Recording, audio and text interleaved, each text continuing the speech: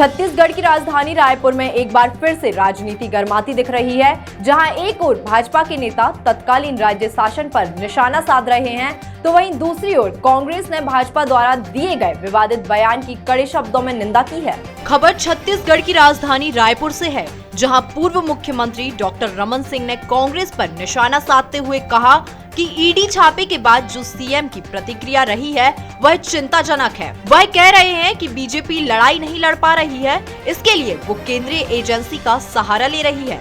Doctor Raman Singh ने कहा कि हम उनको बता रहे हैं कि हम लड़ने में सक्षम हैं। राज्य के 40 अधिकारियों के घरों में ईडी की छापेमारी से यह बात साफ हो गई है कि प्रदेश में किस तरह से भ्रष्टाचार अपनी चरम सीमा पर है।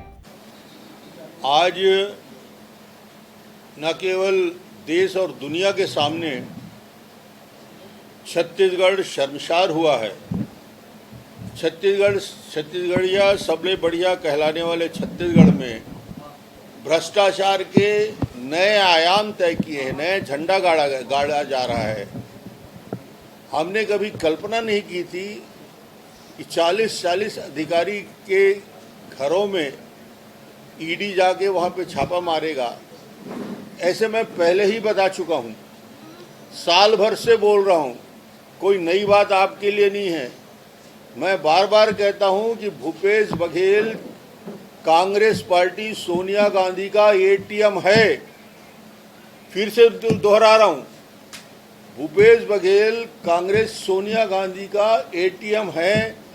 अवैध वसूली हो रही है। मैं लगातार 1 साल से बोल रहा हूँ, 25 रुपया प्रति टन कोयला के ऊपर से वसूली लगातार वर्षों से हो रहा है और कई 100 करोड़ रुपया, 1000 करोड़ रुपया।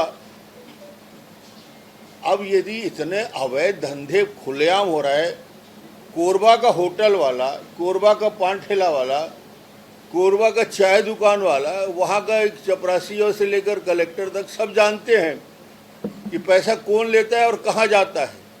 कोई नई बात नहीं है इस एटीएम के खुलासे से। और शायद हिंदुस्तान के इतिहास में पहली बार हुआ होगा कि आईएएस अधिकारियों के घर में ईडी का रेड हो और इतनी बड़े पैमाने पे छापेमारी की कार्रवाई हो। और ये भूपेश टैक्स, ये काली कमाई का पोल खुलने लगा है। सच सामने आएगा, सब सामने आएगा। ये सारी प्रक्रिया चल रही है और ईडी के इस छापे के बाद जो प्रतिक्रिया आ रही है भूपेश बघेल जी की, वो भी आश्चर्यजनक है कि बीजेपी सीधी लड़ाई नहीं लड़ पा रही है। बीजेपी सीधी लड़ाई लड़े वो एक अलग मुद्दा है। हम लोग सक्षम हैं और ये सरकार जाने वाली है। और ख़ास तौर से मैं एक बार आप बता देना चाहता हूँ कि पंजा छाप जो अधिकारी हैं, अब भी वक्त है, संभल जाओ। अभी तो 30-40 गए हैं। भ्रष्टाचार में यदि लिप्त रहोगे तो कहीं बीच बचने वाले नहीं हो। आप ईमानदारी से काम करिए। ज़्यादा वक्त नहीं है, 1 साल का समय बाकी है। उनको भी सावधान रहना चाहिए। जो आज हश्र हो रहा है उसको देख रहे हैं। और केंद्रीय एजेंसी जब आती है, इस एजेंसी का इंतजार तो भूपेश बघेल पहले ही कर रहे थे।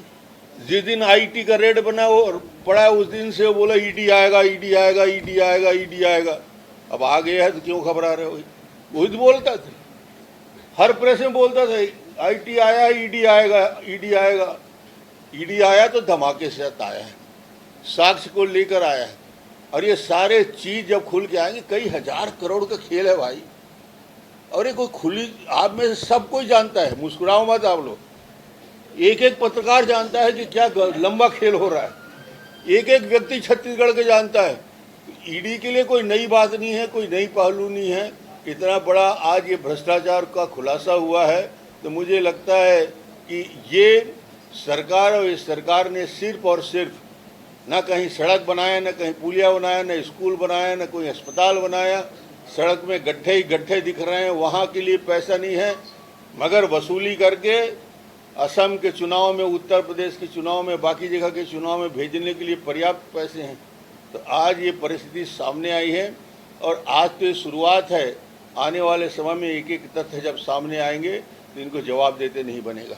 वहीं कांग्रेस की तरफ से पलटवार करते हुए कांग्रेस प्रवक्ता सुशील आनंद शुक्ला ने कहा कि क्या 15 साल से डॉक्टर रमन सिंह भारतीय जनता पार्टी के एटीएम थे? प्रदेश के मुख्यमंत्री को सोनिया गांधी का एटीएम बताने जैसे बयान बीजेपी की प्रवृत्ति बन गई है। बीजेपी के नेता जब कांग्रेस या अन्य दलों की सरकार को गिराने में कामयाब नहीं होते हैं तो केंद्रीय एजेंसी की मदद लेकर छापे डाले जाते हैं, लेकिन भाजपा छत्तीसगढ़ में काफी सफल नहीं होगी। कांग्रेस प्रवक्ता ने कहा कि प्रदेश की जनता ने भाजपा को नकार दिया है। 15 साल तक डॉक्टर रमन सिंह जी भारतीय जनता पार्टी की एटीएम थे।